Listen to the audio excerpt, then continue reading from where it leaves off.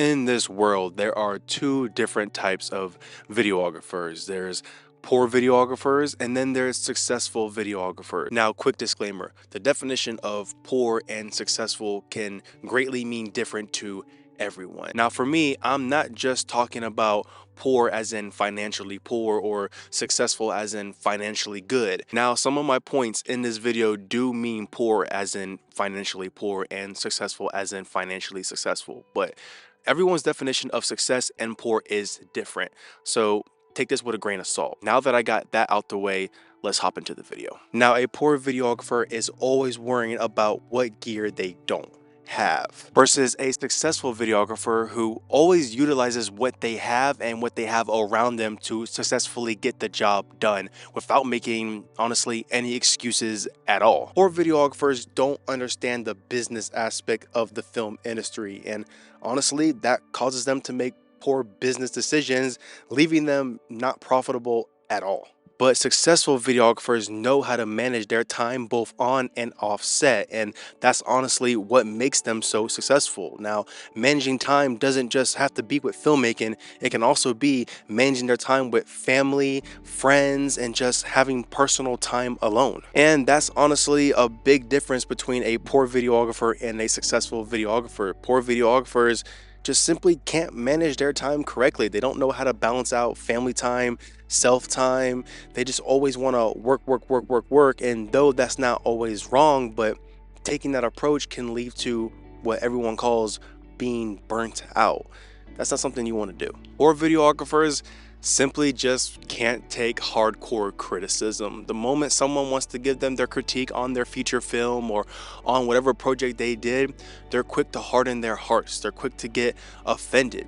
Not everyone's going to like your films. Not everyone's going to think that you did a good job, but understanding and seeking correction on your films and learning how to improve, that will make you a successful videographer. Instead, poor videographers just get offended and harden their hearts, and honestly, that leaves them being a unsuccessful poor videographer. But on the other hand, successful videographers are always asking for advice. They're always asking on how can they improve their skills. They're always wanting to learn more, and honestly, that's giving them more wisdom than someone who doesn't want to know anything or just thinks they know everything, but in reality, they don't know everything. A successful videographer will take the time to sit here and say, dude, I don't know everything. And for the most case, a lot of us, we don't know everything. We're still trying to figure everything out. And if you want to be a successful videographer, ask questions, whether it be questions about gear, lighting, camera movement, camera placement,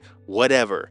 Always ask questions. That will make you, in the long term, a successful videographer. Beginner videographers are always scared to accept jobs that they never done before, simply because they never done it before. They don't want to take the time to go out there and try something new or even learn something. Now, for most cases, I'm not saying if you decline every single job because you never done it, that means you're a poor videographer. No, because there's still jobs out there that I decline, not because I'm a poor videographer, but because I just don't want to do that type of work. I'm not interested at all in that type of work, and that's okay. But if you're someone who think you may not like it, but think you also may like it, but you're too scared to try it because you don't have that experience, and you're just simply passing every single job because you don't have that experience, that's going to make you a poor videographer. Not only are you going to miss out on a lot of money opportunities, but you're also going to miss out on potentially honing in on your skill set, improving your skills, and learning something new. Even if you try it and you find out that you don't like it, now that's a skill set that you potentially learned, and maybe you can help someone else who may come your way, or another similar job might come your way that needs that skill set that you just learned, and you can utilize that skill set in the job that you may like. And lastly, a successful videographer is going to be someone who picks up the camera every single day, even when they don't feel like it, to go out there, create something, learn something new, try to improve their skill set every single day, even in times when they don't feel like doing anything. If you want to get better, if you want to succeed in this film industry, you have to try. You have to get out there.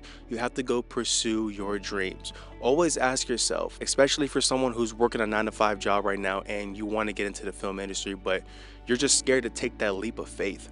Ask yourself, how much is your job paying you to keep you from fulfilling your dreams? Is that worth it? Is that amount of money or is that position worth more than fulfilling your dreams? That's it for today's video. It's getting dark out here. It's really cold. If you did enjoy today's video, please leave a like, comment, and subscribe.